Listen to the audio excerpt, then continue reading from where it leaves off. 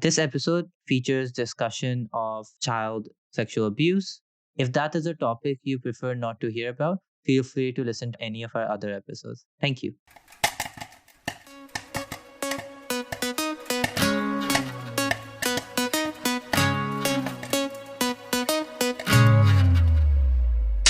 Hello, this is Taha. This is Anina, This is Movie Masala. and we're here to yap at you about films we've watched recently And today we're going to talk about Michael. and Living Neverland. In this life, you're either a winner or you're a loser.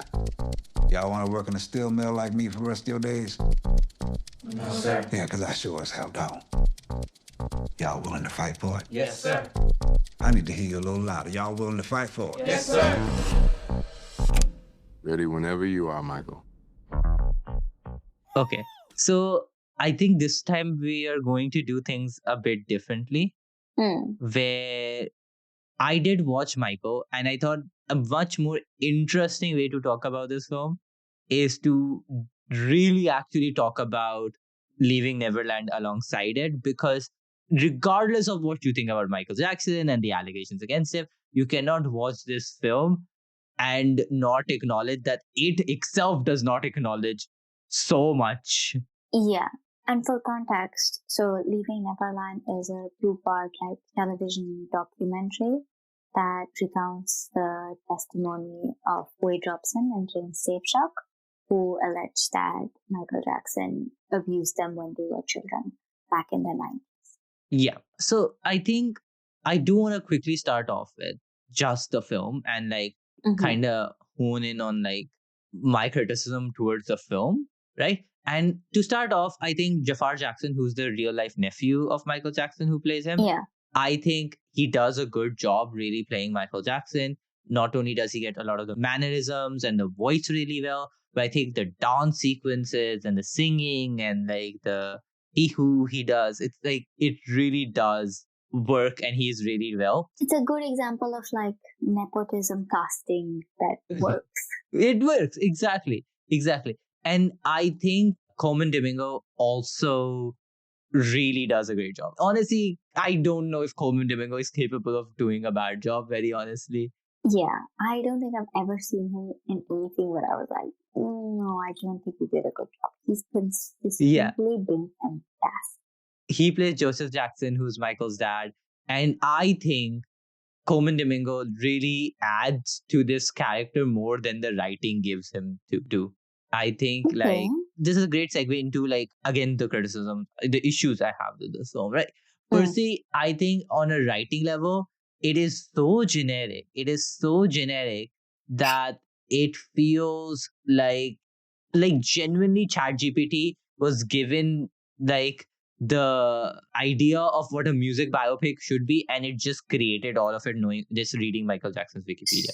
So it falls into the long list of music biopics in the last 10, 15 years that are just meh and follow the same formula of musical genius. He struggled so much. Here is his, and note how I say his. Here is his genius. Music. Yeah, 1,000%. I mean, Patrick H. Willem, who's a YouTuber, made a great video of the music biopic and its genericness, but how there was a shift he was talking about, which has been evident in films like Weird Al, the Al Yankovic story, which Daniel Radcliffe plays Weird Al Yankovic, and it's a parody on music biopics while also being it's accurate on Weird Al for 15 minutes, and then it just fully veers off somewhere else, and it's so fun. And I'm also thinking about the Robbie Williams biopic, right? He's played by a monkey, which is at the very least very interesting of a creative choice to make. And in no way, he's okay shitting on himself in that film as well. Yeah. And I think there was things to okay, musical biopics might be more of a creatively driven thing. I was why do you want to tell this about this person? How even Rocket Man, which has more surrealist elements and is able to use that to tell Elton John's story. This feels like a genuine reset. This feels like you ignored all of the good things that were happening and just went back to the most basic ass thing you could think of. And that doesn't make for a very entertaining film. Entertaining is the wrong word, I think, to use in this particular Yeah.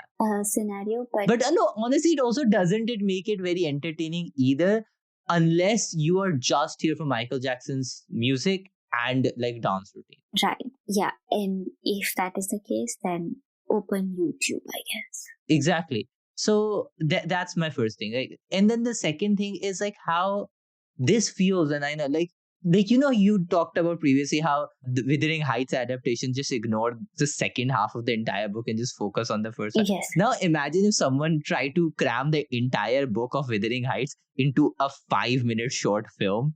How nothing it would feel, because you're like, why did you want to do this? Because you captured nothing. There was not enough time for you to do anything. So this is what this film also feels like.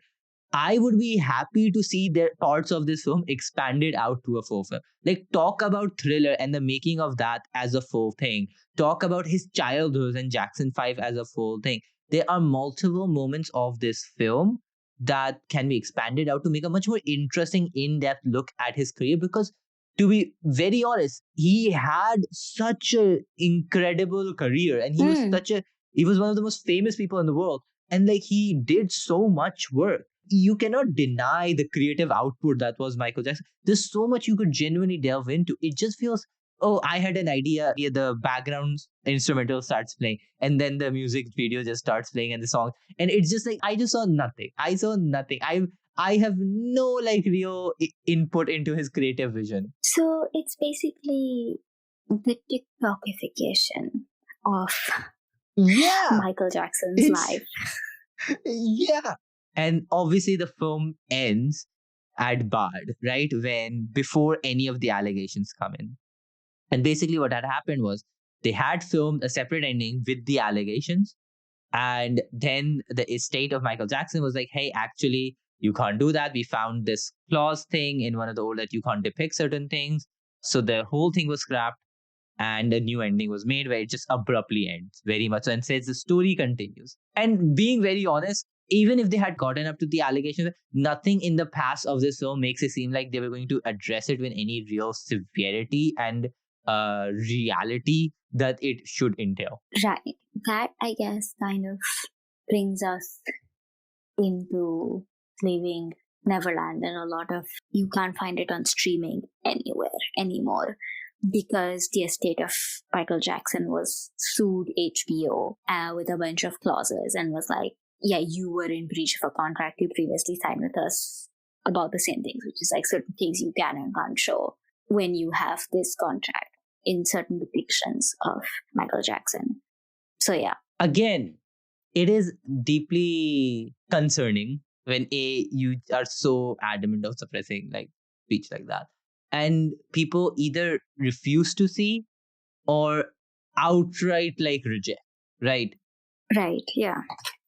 And I think as a documentary, Leaving Neverland, I do think I have some like critiques on it as a documentary, right? I don't think it's like a perfect documentary. I've seen documentaries that I think are better documentaries, right? I agree, for sure. Like, this is basically 4 hours separated between 2 episodes. And it is very information dense, like you said to me. Yeah, it throws you like event after event after detail without like, I don't want to say a breather, because obviously this isn't a topic that, they're required to give us a breather, but also like, what I mean is it could have been edited better into smaller chunks. Yes, I think you could have made this, let's say, more digestible in a way, or more easier to like, go through, I guess. I guess it's also, it's Dan Reed, the director's kind of style of filmmaking. He's like a prolific documentary filmmaker who's previously and currently made a lot of films. His most recent stuff, I think, is on the trial between the Sandy Hook's shooting survivors and like family members versus this one like YouTuber / podcaster who spread like false claims. Jones, yeah. Yeah, Alex Jones, yeah. And it doesn't document like what happened, but it documents the trial. So he kind of does stuff like that. And I think his style is consistently like in the face, like does not make anything, like you said, digestible. So like what I would say is, instead of like digestible, I would say in terms of the content, it's not digestible. What I mean, it could be made digestible in terms of like literal narrative function, literal time. I see what you mean. Again, to rebut my own perspective somewhat, I also like do understand that you want to present this, like, again, ignoring his style in sense, but also like as a method of storytelling. I understand that as well, of like, so these two people, which I think it is James Safechuck and Wade Robinson, who are basically the narrators of this whole documentary themselves, right? Yeah. I'm going to leave these two people the space to create, shaping where this documentary is going, and also like build it in a way where the entire point is for you to just listen and really feel, because of the intensity of so much, that how much did actually happen. Because I think it does require 4 hours for this story to feel like it did not feel rushed. It really elaborated on it. 100%. I agree that, I don't think it should be cut in terms of length. If what Robson and Safechuck wanted to say was 4 hours long, 100% make it 4 hours long. Because again, it's subject matter that, Yeah, like no ethical documentary filmmaker should ever tell their subjects, okay, shut up now. exactly. Right. And, even if they don't directly tell their subjects, shut up now, that often reflects a lot of time in the editing of documentaries where they, post-production shut their subjects up. Yeah. And like documentaries are basically made in the post production, right? Yeah, So much of a documentary is created in the edit. exactly. So Yeah. I think that even further highlights that this is a choice very much so being made for a specific reason. Like, again, that choice could work or not work, very obviously. Doesn't detract from the content of it. But yeah, it does like add to what. Yeah. Yeah. In terms of the content as well, obviously I don't have much to say about it because these are the stories of, two people who've been through a lot over like ages and ages. I think what interested me more about the documentary was not, it's going to sound so bad, it wasn't what was being said, or it wasn't the content, because this is stuff that you either knew about as it was happening, or you've been following it, or you can look it up. But I think it was the construction of the documentary and its reception as well that to me added more into the whole conversation about Michael Jackson and the allegations against him and how it's being dealt with by his estate. I think at the end of the second episode, they very much talk about those things as well. And also, like, it doesn't take you long to go on Letterboxd and see that all the negative reviews of this film are boiling down to, no, Michael was innocent. How dare you accuse of everything? And again, there is no real valid criticism on like the documentary itself and everything. And so much of that boils down to, I disagree with you because I don't like to think about this. Exactly, yeah. And it's not on us to like get into the whole discussion as viewers of like what actually happened and what didn't happen or whatever. I'm doing like quotation marks right now when I say these. But why did, for example, Reed go into making this film? Who did he interview? Because like Robson and Safechuck, while they've been the most recent and longest ones to continue the allegations and case against Michael Jackson, they aren't the first ones. There have been plenty before, and they aren't included in this documentary. So kind of those sorts of decisions. And I think this is like, again, where I'm like kind of disappointed in the film in multiple ways, right? Firstly, I think disappointingly at like Antoine Fuqua, who like is okay like directing something like that. It's like I do at a certain point also like look at those people and I'm like, you are choosing to depict this without any nuance. And like, I'm also like, don't you realize how that makes this more boring? Like, nobody likes to like watch their protagonist be someone who's most of the time just winning.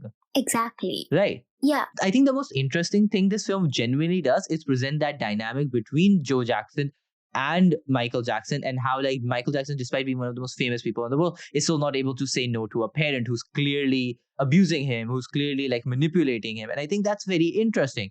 Is it really explored in all of the ways it could be? No. But I think that is the most interesting thing this film does. And knowing that is the thing that makes me like, and there's so much more you could have done with so many other things. Exactly. It's like if you are mentioning the fact that, Michael Jackson was abused by his father and he did have a rough childhood, there is a clear link to his later actions, right? And the allegations made against him. Like even in this film, like both Robson and Safe, they are like, the film starts with them saying like he was the sweetest, most nicest person we knew, but he did abuse us for like so many years. Exactly. Right. And you can say those things at the same time is what Leaving Neverland kind of shows you. Obviously, that's like this beginning, and then afterwards it's very clearly like quote unquote on the side of Robson and Safechuck. Yeah. But which some people would argue is not good documentary filmmaking, but also it's like there is so much material out there on Michael Jackson that does not even touch the allegations against him, that you're kind of like, okay, this isn't imbalanced at any point, right? So there is a way, like even in the fictional film, there is a way to kind of say two things, contradictory things about one person at the same time. Yeah, no, I agree. This is also what I kind of left with, right? Where I think, let's be honest, Michael Jackson was one of the most famous artists, despite him being a black person, right? There is a thing in like the documentary for like 2 minutes where it shows a scene where MTV won't play his music because he's black. Mm-hmm. And like that struggle he has. He had an abusive childhood growing up. The Jackson 5, like his ascension, his like genuine bad relationship, not is that an abusive relationship, that him just not having a childhood and sometimes feeling like regressed in that way as well. And also the allegations, also the fact that he slept with children in his bed, which is again a factual thing, right? That happened. Yeah. This paints a portrait of someone who's, there's so much to that. It's such a complex and like incredible portrait where you have to wrestle with the fact of like, oh, Michael Jackson was probably like an incredible musician. There's just no doubt about that. And like he did do a lot of philanthropic work and everything. And he probably did like actually want to help certain children. That is all true. But also being true that yes, he probably did do a lot of those things. And it was wrong. And he realized it was, which is the documentary really well put. He realized what he was doing was wrong. Exactly. And I think you can even say that about stuff like a lot of the backlash against Michael Jackson after the allegations came out was obviously, a part of what was happening. But a lot of it was also about his race. A lot of it was racialized towards him as like a black man, right? A lot of the comments about him, a lot of the backlash against him became, heavily racialized. So there's also that like nuance that you can get. I think what is lacking in a lot of like films these days, especially like music biopics about like figures from the past who have, come out to be controversial or, have been discovered as controversial or whatever, is that filmmakers are afraid to go to the point of nuance. Storytellers are like the writers of these films are afraid of nuance because it's like either they don't know how to write it, or it's like, well, this is not going to sell well. I think the people behind these films are also like, they're like good writers and directors. Like, I don't think Antoine Fuqua is necessarily a bad director. And like John Logan, who wrote this film, has written films like Hugo, Gladiator, Sweeney Todd, Spectre, Rango. So many people who was like, Rango is such a good film. Like exactly, they love Rango. Yeah. Like, same with Gladiator. So it's not like it's not like he doesn't know how to write a good film. Exactly. Like, and or even like with The Aviator, write a good biopic. This film feels so much sanitized that you're left with nothing. It feels bland. It's just nothing. Yeah, this is what I said when I'm in the TikTokification of movies. Yeah, so like I think that's what you're left with. This film will probably make a lot of money regardless, and like it already has broken a bunch of box office records. Yeah, at the end, Michael Jackson propaganda. That's all this film is realistically. My like this thing that is the worst part is that it's propaganda that's also just bad. Like listen, Top Gun Maverick was military propaganda. There's no doubt about that. It was military propaganda. I absolutely loved. I've said this about so many Bollywood films at this point that Yes. we have done on this podcast. If you're going to do propaganda, at least do it well. Yeah.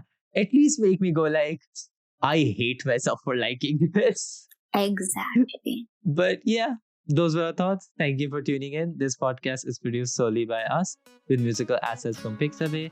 If you enjoyed this, please do share it. See you again next time. Bye bye.